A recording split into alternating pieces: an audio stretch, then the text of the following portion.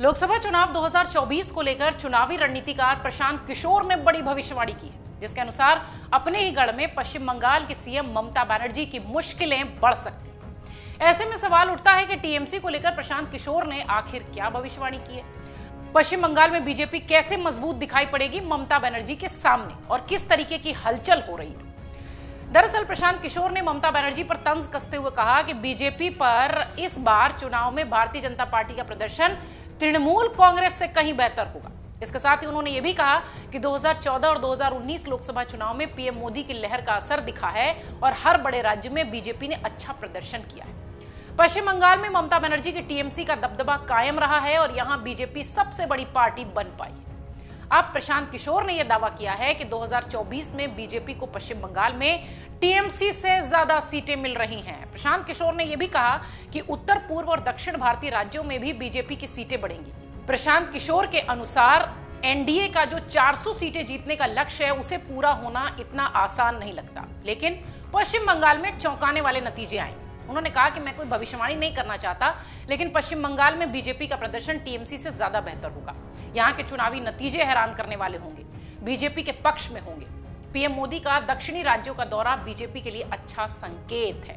दरअसल प्रशांत किशोर ने यह सारी बातें अपने एक इंटरव्यू में कही। प्रशांत किशोर बंगाल तक ही नहीं रुके, बल्कि उन्होंने बिहार, ओडिशा, आंध्र प्रदेश, तेलंगाना, तमिलनाडु और केरल में भी बीजेपी की सीटें बढ़ने की बात कही। हालांकि उन्होंने किसी भी पार्टी की सीटों की संख्या नहीं बताई। पीके ने तर्क देते हुए कहा कि पीएम मोदी की लोकप्रियता का फायदा बीजेपी को मिलेगा।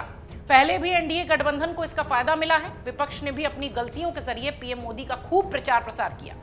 प्रशांत किशोर भले ही दक्षिण भारत में एनडीए की सीटें बढ़ने की बात कर रहे हो, लेकिन अधिकतर ओपिनियन पोल अगर देखा जाए तो दक्षिण भारत में आईएनडीआईए गठबंधन को ज्यादा सीटें दे रहा है और ज्यादा सीटों की संख्या की बात हो रही है। हालांकि आपको यह भी बता दें कि बीजेपी लोकसभा में एनडीए के 400 पार करने के सपने को पूरा करने के लिए फूंक फूंक कर कदम रख रही है। पार्टी ने अपने लिए 370 सीटें जीतने का टारगेट रखा है। बीजेपी की नजर उन राज्यों पर है जहां का दायरा और बढ़ाया जा सकता है। इस हिसाब से अगर देखें तो दक्षिण भारतीय राज्य और बंगाल ही ऐसे राज्य हैं जहां पर मेहनत करके बीजेपी 2019 के मुकाबले ज्यादा सीटें जीत सकती है। पार्टी ने बंगाल विधानसभा का विश्लेषण किया तो यह सामने आया कि ममता बनर्जी पर सीधे हमले के कारण एक बड़े वर्ग ने बीजेपी से किनारा किया।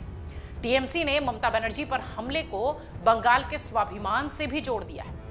2019 के लोकसभा चुनाव में साथ देने वाले वोटर्स भी ममता बनर्जी के वोटर बन गए हैं। इस बार चुनाव में नरेंद्र मोदी समेत सभी बीजेपी नेता ममता बनर्जी पर सीधी टिप्पणी से भी परहेज कर रहे हैं। पार्टी बंगाल में हिंसा और करप्शन को मुद्दा बना रही है। संदेश खाली में महिलाओं के शारीरिक उत्पीड़न के मामलों में भी बीजेपी ने इसे चुनावी मुद्दा बनाया है।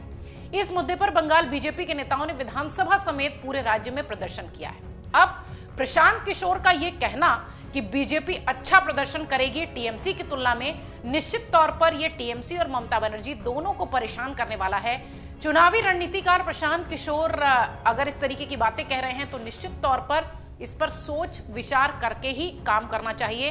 हालांकि अगर देखिए तो 2019 के लिहाज से बीजेपी इस कोशिश में है कि और बेहतर प्रदर्शन के साथ बंगाल में दिखाई पड़े। अब प्रशांत किशोर की ये भविष्यवाणी निश्चित तौर पर सियासी गलियारों में चर्चा का विषय है।